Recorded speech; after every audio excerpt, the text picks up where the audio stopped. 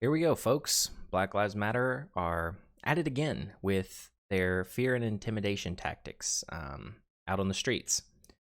Basically, harassing people dining in restaurants, as we've seen before. What happened this time? Well, this time is in Rochester for the fourth night. The videos show Black Lives Matter demonstrators in Rochester, New York. They were smashing up 3 restaurants and ordering diners who were eating outside to leave. They were shouting Black Lives Matter, and they're overturning chairs and tables, shattering glass, and so on. And it's the same stuff we've seen before. Chaos, groups of people just swarming these people using fear and intimidation. And the part that struck me as odd was the 3 affected restaurant owners have since issued a joint statement on social media supporting the protesters, saying that they understood the anger and hurt our community is feeling right now. They are rolling over and giving in to what these angry mobs are demanding. And that probably won't help them much in the long run, but they're doing it for their own protection. They're giving in, right? They are scared, so they're complying. Not standing up for any of the customers who are at the restaurant whatsoever. That would make me a little angry if I was a customer at that restaurant and probably would never go back there. So, yes, not supporting any in the community. And this isn't different from what we've been seeing build up. I'm going to run through here. So, we've seen the Black Lives Matter protesters demand that white people give up their homes because they live in a black area that used to be more black and they moved in, they're white, so they need to leave. We have stories like this where the Black Lives Matter protesters intimidate other diners. This was maybe a week or 2 ago, right?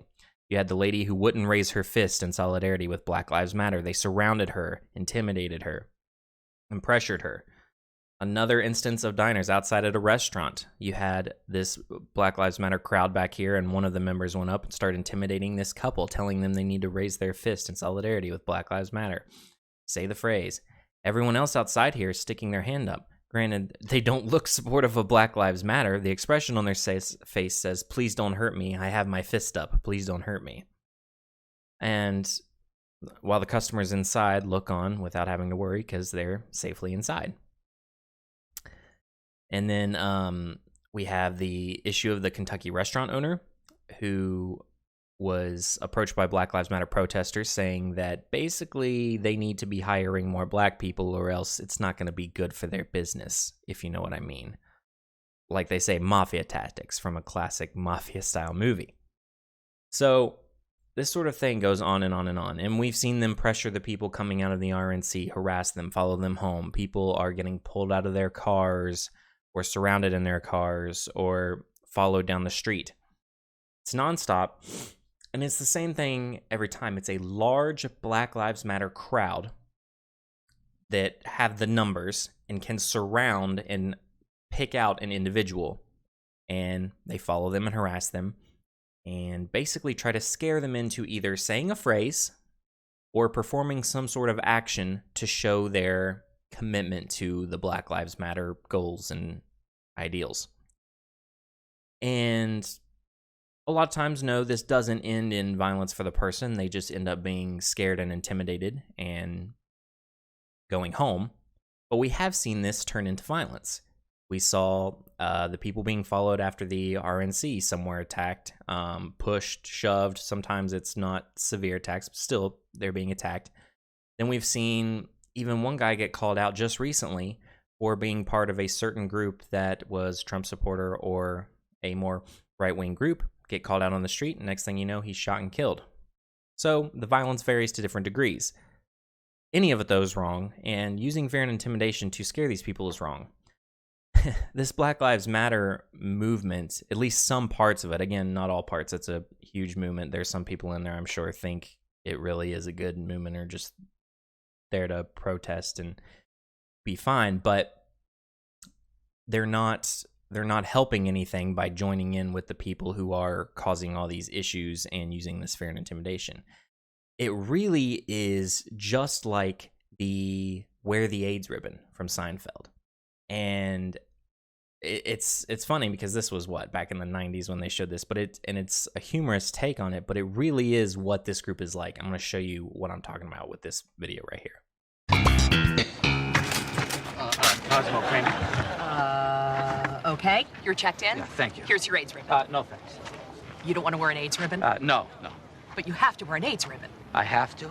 Yes. Yeah, see, that's why I don't want to. But everyone wears the ribbon. You must wear the ribbon. What you are? You're a ribbon bully. Hey, you, come back here. Come back here and put this on.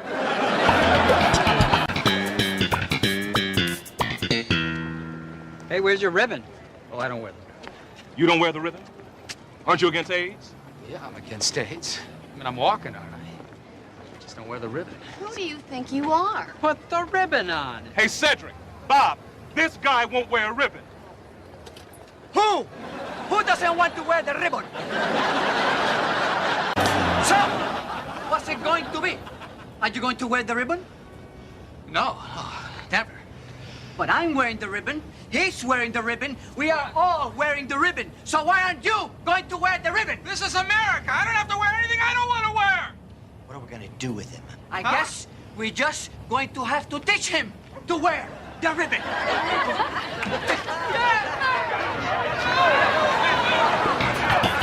There you have it. I mean, that pretty much sums up the idea of what Black Lives Matter is doing. And I know that is a more humorous take on it, right? I mean, you're joking because it's so ridiculous, right? But it's funny because that is the point we have gotten to. You have these groups of people. We're all raising our fists. They're all raising their fists. We're all saying Black Lives Matter. Why aren't you saying it? Why aren't you raising your fists, huh? We're all doing it. Why aren't you? And creating a large group around just a couple individuals or a single person. And then when the person still won't do it, they got to decide what to do with them. Sometimes it ends up more violent. Sometimes it's not much at all. But it's still using that fear and intimidation to, hey, this person doesn't agree with us. We got to make them agree with us. We got to find the most effective way to influence someone to get them to our side. And again, that doesn't really make the person believe the point you are trying to get them to believe, right? By using fear and intimidation, you might get them to say they agree, but you're just going to be forcing that person to say a lie. That is not going to influence them or change their mind. And that's probably not even the goal, is to influence and change people's minds. It's probably just to gain dominance in this area. So, moving on from that just a little bit, I thought it was interesting into this mob mentality and how a lot of these people may think, and the thought process that is behind these riots and these mobs that form. And a couple posts here. When a group of people has assembled because they're emotional and angry about something, it only takes one act of violence to whip the crowd into a fury. Others will follow the initial rioters' lead and begin destroying property or hurting people. A lot of research has been conducted into the mindset of a violent mob. Being part of a group can destroy people's inhibitions, making them do things they would never otherwise do. They lose their individual values and principles and adopt the group's principle, which during a riot are usually to cause destruction and avoid detection. This standard can seem to be a just and righteous one, since the mobs assembled after an act of perceived inequality or unfairness, and the communal emotion can make the cause seem even more important. Being in the midst of a mob can be exciting and powerful, and it can make people feel invisible. They're part of a huge group, and they won't be detected or held responsible for their actions. That sounds a lot like these groups we have right now. First off, we do have a perceived inequality or unfairness, right? Whether it's true or not, which the data we have don't really point to their argument being true, but that's the way it's perceived, right? They perceive that there is some sort of nationwide systemic racism in place that is just brutalizing and holding back a certain group of people. And they equate that to, like I said, the source of this problem is that there is racism, and that is what is leading to inequality or unfairness for people, or that there is more inequality and unfairness than meets the eye. So they band together in this large communal group where emotions are amplified and there's not really reason being used. It's just people acting in large groups on emotion. And like I said, people act even in a more exaggerated fashion than they normally would because they're anonymous in these groups and they're not being detected or held responsible for their actions. That's why a lot of times when these groups gather and people are there filming, they're now attacking the people that are filming them or saying, don't you film, don't film, and they're trying to cover their faces and hide, right? Because if they're exposed, they'll get in trouble for it. So it's, I just thought that was an interesting read because it really reminds me of what's going on with these groups. There's not, like I said, there's not a whole lot of thinking that goes into it. It's people just jumping in and getting caught up in this. And with a lot of times not even really taking the time to think out, what they're fighting for and what they're arguing about. Like recently, I did a video on this recently with Rand Paul when, they were accusing him of not taking action to bring justice to Breonna Taylor and work on reforms for, the no-knock warrants and whatnot that led to Breonna Taylor being shot and killed. And they had no idea that he was actually, making strides in that area and, coming up with solutions that may help avoid a situation like that in the future. Didn't take the time to research, didn't take the time to look. They're caught up in this mob mentality of, let's get them. They must be against us. And this right here says pretty much the same thing. It's just these people group together with this groupthink and can't think for themselves. So with all of this, there's got to be like something to be done, right? We can't just sit here and talk about all day. Look how bad this Black Lives Matter group is. Look how bad the things they're doing are. Oh, that's terrible. They're running these people out. That's terrible. They're intimidating these people. That sucks. And then go on with it. Like, there's got to be some sort of game plan to address it, right? And I think of the quote here.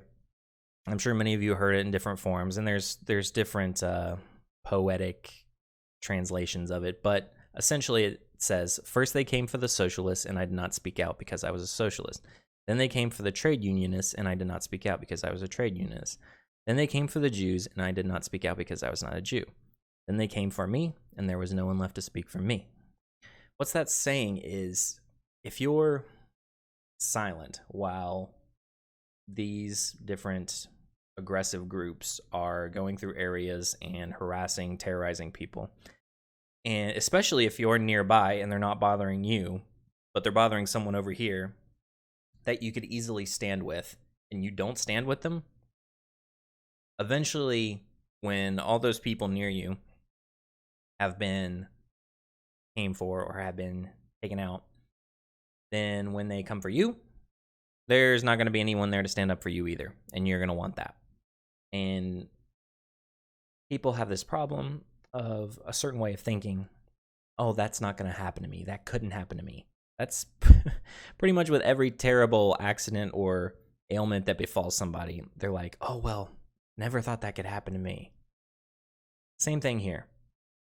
You might not think they're going to come for you, and you might think you're all well and good because you're quiet and not speaking up or saying anything. But that hasn't stopped people in many of these circumstances from pulling people out of their vehicles and beating the ever-living crap out of them, or coming up to them at a restaurant when they're just literally sitting down, dining out, and these groups are coming for them. And if you think joining in with the mob that is attacking these people is going to protect you, bad news, probably not, and maybe only for a short while.